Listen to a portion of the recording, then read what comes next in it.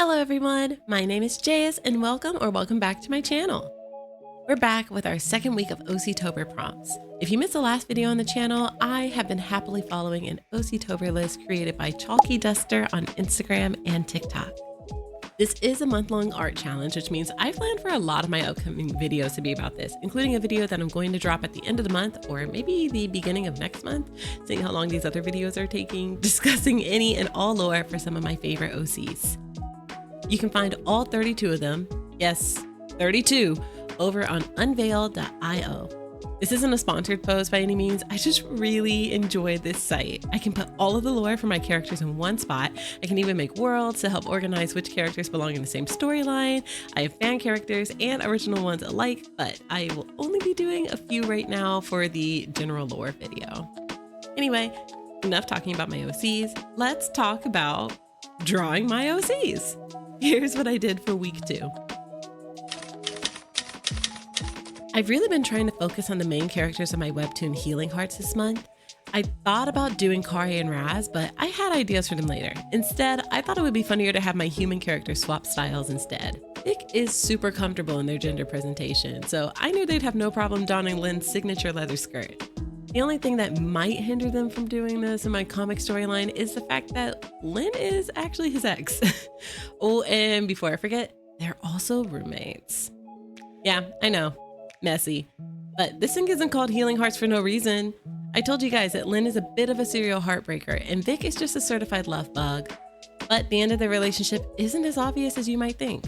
Of course, you have to read the rest of the story to find out what I mean by that, but I will say this, it wasn't because Vic stretched out her jacket. Also, I realized only after drawing this that maybe the prompt actually meant that I should do something different than my usual style of drawing, but I kind of like this interpretation too. Would you guys have done a drawing like this, or would you have gone in a different direction? I just had to come back and do another prompt for my Indigo Park Adventurer.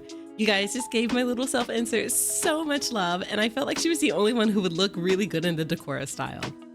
I looked up Decora style black girl because, to get some inspiration for the fit. The style is actually so cute and definitely another great thing to come out of the late 1990s.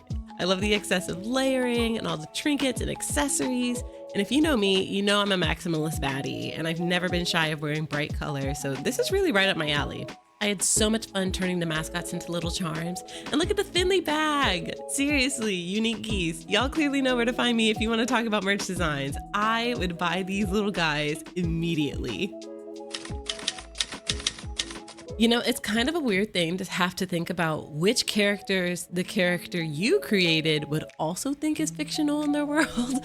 This ended up getting a little meta because I started thinking about which of my OCs I'd be most likely to run into at a con. The most obvious choice, besides my self-inserts, of course, was Vic, my tragic artist from my webtoon Healing Hearts. I mean, can anyone who calls himself an artist say they've never drawn fan art or engaged in fandom content before? I mean, I'm sure it's possible, but I still think most of us can't. And Vic is definitely one of us. I've been really into replaying the Kingdom Hearts series over on Twitch right now, and I'm just itching to get to Kingdom Hearts 2 so I can see Axel. But since I'm still grinding my way through Kingdom Hearts 1, I guess the only way we're seeing Axel right now is in Vic's cosplay. This is one of my favorite days so far. I have so many friends that I thought about doing this for, but I ended up choosing my sibling Stardew Valley OCs from what we call our Stardew Sibling Save. I've been into Stardew Valley for quite a few years now, and a few years ago, I successfully bullied my younger siblings into joining me. One thing led to another, and eventually we ended up with several farms together. There are a few things that stay the same no matter how many times we start a new farm though. For one, my middle sibling is somehow normally able to speedrun dating and eventually marrying Elliot by spring year 2. She's also the only one who actually knows how to make the most out of farming and is constantly threatening to separate the farm funds if we do something that pisses them off. Our youngest sibling normally has the highest relationships with the villagers and is often grumbling somewhere in the background of our calls about some new drama. They're also our rancher, always making sure our pets' bowls are filled and watered and our chickens get their pets. They're also the most diverse of us in terms of changing up who they end up dating in game. I think they've gone through at least 4 of the characters by now. I, however, am a Sebastian stan, if you will. Please don't kick off the video. I'm so sorry. No, but seriously, I freaking love Sebastian, which you'll see more evidence of later.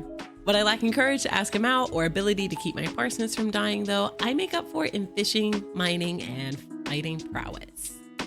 Seriously, I didn't realize it wasn't considered normal to complete the mines in like less than a season's time until I found other people's playthroughs. My siblings say the mist monsters are scared of me, and they're right. But the fishies love me, so I must be doing something right. Anyway, ever since getting my PC, I've been planning on finally being able to do a modded playthrough of Stardew Valley. I'm thinking we're gonna go for an expanded run with maybe a few cosmetic mods added to it. I'll let you guys know once I figure this out. Okay, if you've made it this far into the video, first of all, thank you. Here's a secret little passcode for you to respond to so I can give you all of my undying love in the comments. What is your favorite space-themed content? Mine is hands down Star Wars. It's always super ironic to me that I love Star Wars, considering there's a very large part of the fandom that seems to hate me seeing myself or other minorities in it.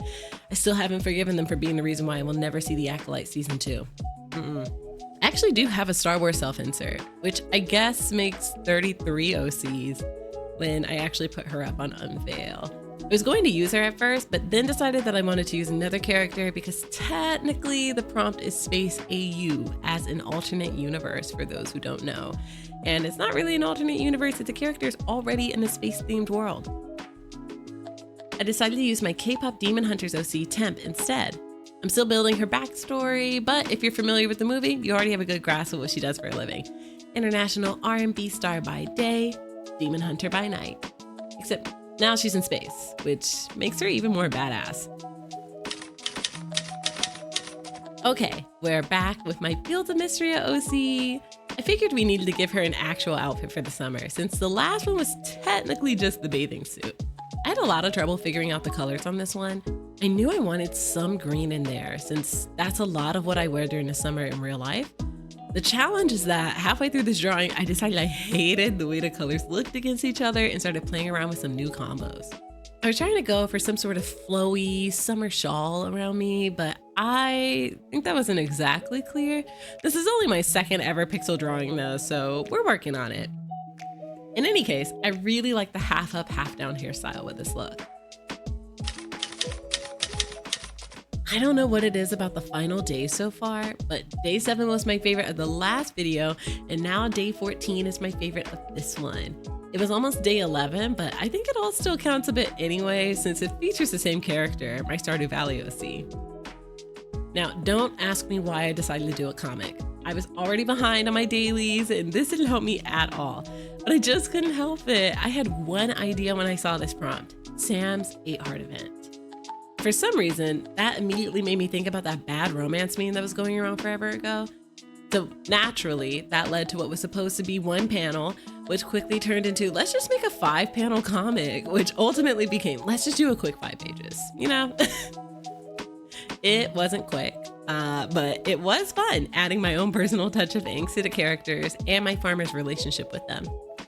Angst and love triangles, or at least the idea of a love triangle, are pretty much a given with me if you're familiar with my fanfic writing.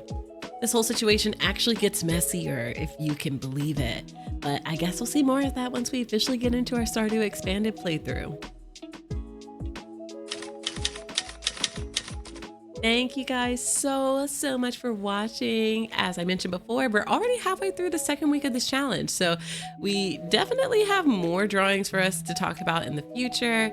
If you like this video, and I hope you'll consider subscribing so that we can see more of each other in the future. In addition to doing more of these art, story time, and commentary videos, I also post animatics and lots of cozy gaming playthroughs. If you're interested in seeing me in other places, check out more of my videos here, or find me on some of my other sites here. If you have your own OC and want to commission me, or just want some fan art, be sure to check out the links below. Comms are currently open, and I am working on trying to get verified on there right now, but all status updates will be posted there if you want to follow and know when I drop new packages or reopen something that closed. And of course, don't forget to leave a comment with that secret thing we talked about. Until next time, keep creating, keep challenging yourself, and I'll see you next time in our next creative adventure. Bye!